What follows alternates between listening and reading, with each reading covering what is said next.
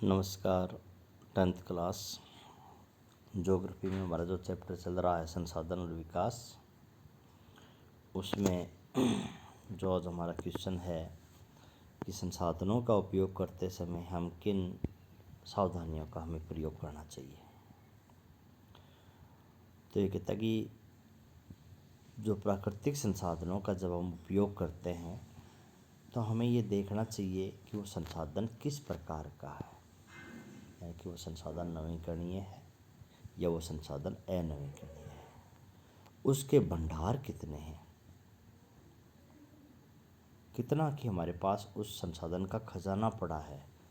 अब अगर उसके भंडार सीमित हैं तो हमें ये भी देखना है कि वो संसाधन हमें आने वाली पीढ़ी के लिए भी रखना है, भविष्य में भी उस संसाधन का हमें प्रयोग करना है, तो हमें उसको बड़ा संभाल कर रखना है, उसका बहुत ही कम यूज करना है।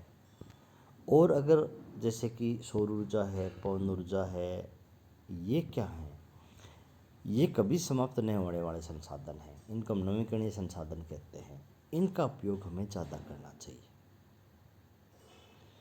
और जो प्राकृतिक संसाधन हैं जो अनवीकरणीय हैं उनको बड़े ध्यान से प्रयोग करें, उनका गलत उपयोग ना करें। हमें पशु पक्षी हैं, ये भी हमारे संसाधन हैं, पेड़ पौधे हैं, ये भी हमारे संसाधन हैं, इनको हमें मानव के शोषण से बचाना है।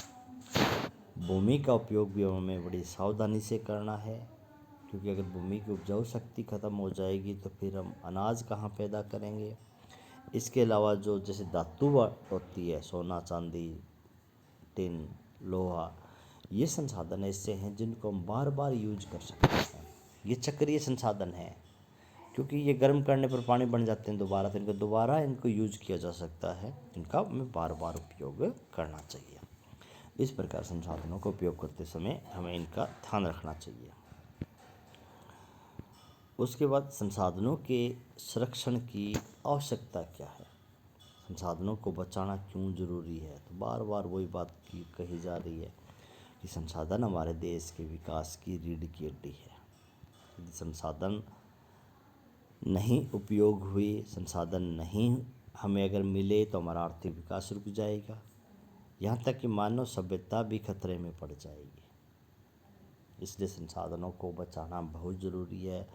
जैसे मानव आवास के कारण मानव भूमि को बढ़ाने के लिए जंगल काट रहा है,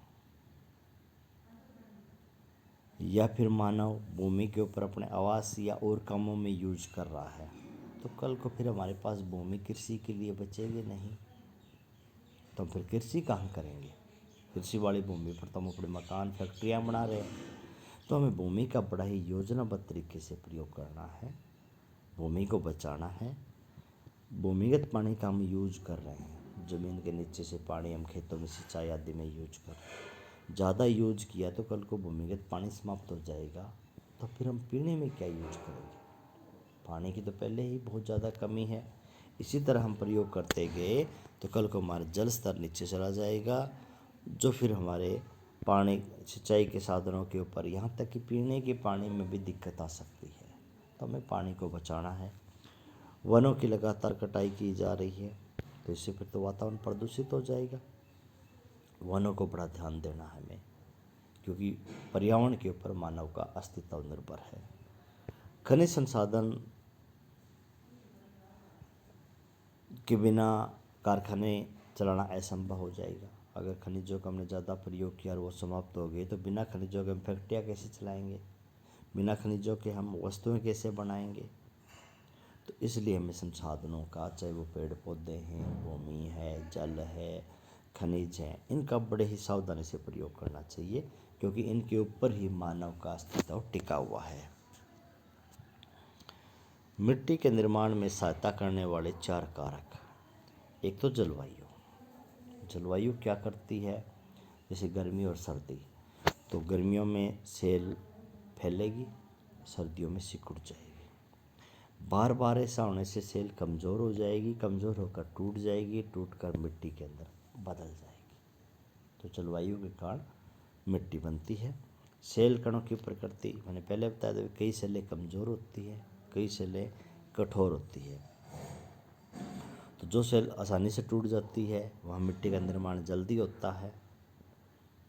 जो सेलें कठोर होती है वहाँ मिट्टी का निर्माण धीरे धीरे होता है। स्थलाकृति, आपके स्थल जमीन क्या करती है? अगर ढाल वाली है तो ढाल वाली होगी तो भूमि पर पानी की गति ज़्यादा होगी तो मिट्टी का कटाव ज़्यादा होगा। तो जहाँ पर ढलान वाली ज़मीन है वहाँ मिट्टी की परत आपको पतली मिलेगी, लेकिन जहाँ पर समतल ज़मीन है वहाँ पर आपको मिट्टी की परत थोड़ी मोटी मिलेगी। समय अवधि, जैसे जैसे समय बीतता है मिट्टी अपना मूल रूप धारण कर लेती है। भारत में जलोढ़ व काली मिट्टी का वर्णन। जलोढ़ मिट्टी है भारत में लगभग 40% क्षेत्र जलोढ़ मिट्टी का है। हमारा उत्तरी मैदान जैसे पंजाब, हरियाणा, उत्तर प्रदेश, राजस्थान, बिहार, ये जो पूरी संकरी पट्टी है ये सारी हमारी जलोढ़ मिट्टी की है। इसके अलावा हमारे तटीय प्रदेश है जहाँ पर डेल्टाई मिट्टी है। डेल्टाई मिट्टी भी जलोढ़ मिट्टी है। जो नदियों के मुहाने के ऊपर जहाँ नदियाँ समुद्र में गिरती है वहाँ पर बड़ी संख्या में नदियाँ अपने साथ लाई मिट्टी हुई वहाँ पर जमा करती है।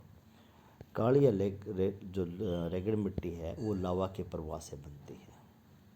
ये कपास की फसल के लिए बड़ी अच्छी होती है, इसको रेगड़ मिट्टी भी कहते हैं। ये हमारा जो दक्कन का ट्रेप है, महाराष्ट्र है, गुजरात है, मध्य प्रदेश है, इस क्षेत्र के अंदर काली मिट्टी पाई जाती है। रेगड़ और लेटराइट मिट्टी में अंतर क्या है? जो रेगड़ मिट्टी है जिसको हम काली मिट्टी भी कहते हैं, जो कि लावा के प्रवाह से बनी है। लेटराइट मिट्टी वहाँ मिलती है जहाँ वर्षा ज़्यादा होती है और जहाँ निस्खलन क्रिया होती है वहाँ लेटराइट मिट्टी है। रेगड़ मिट्टी में पोषक तत्व काफ़ी मात्रा में पाए जाते हैं। लेटराइट मिट्टी में पोषक तत्व बहुत ही कम है, कम उपजाऊ है। रेगड़ मिट्टी कपास के लिए अच्छी होती है, लेकिन लेटराइट मिट्टी में केवल घास और झाड़ियाँ ही उग पाती है। रेगड़ या काली मिट्टी पानी ज़्यादा सोखती है, इसका कटाव कम होता है। लेटराइट मिट्टी पानी कम सोखती है, इसका कटाव ज़्यादा होता है। शुष्क मिट्टी, सूखी मिट्टी जिसको हम रेतीली मिट्टी भी कहते हैं, ये एक तो रेतीली होती है, इसमें लवण की मात्रा ज़्यादा होती है। इसका रंग लाल या भूरा होता है शुष्क मिट्टी का। इसमें लवण की मात्रा ज़्यादा होती है तो कई जगह तो इस मिट्टी से नमक भी बनाया जाता है वाष्पीकरण करके इसका। शुष्क मिट्टी जहाँ पर होती है वहाँ तापमान गर्मी ज़्यादा होती है तो वहाँ वाष्पीकरण भी ज़्यादा होता है। जैसे शुष्क मिट्टी राजस्थान में ज़्यादा है तो वहाँ गर्मी भी ज़्यादा पड़ती है।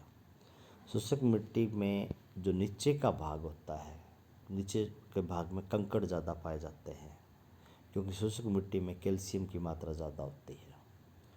शुष्क मिट्टी में कंकड़ होने के कारण वहाँ पानी का रिसाव भी ज़्यादा नहीं होता, तो शुष्क मिट्टी को हम कृषि योग्य बना सकते हैं अगर वहाँ पर सिंचाई के साधन उपलब्ध हों तो अब शुष्क मिट्टी को भी सिंचाई के लिए यूज कर सकते हैं। जैसे कि भारत का पश्चिम का राजस्थान का जो भाग है जहाँ शुष्क मिट्टी ज़्यादा पाई जाती है वहाँ हम उस भाग को कृषि योग्य बना सकते हैं अगर सिंचाई के साधन वहाँ उपलब्ध करवाए जाएँ तो ये क्वेश्चन आप याद करोगे आज।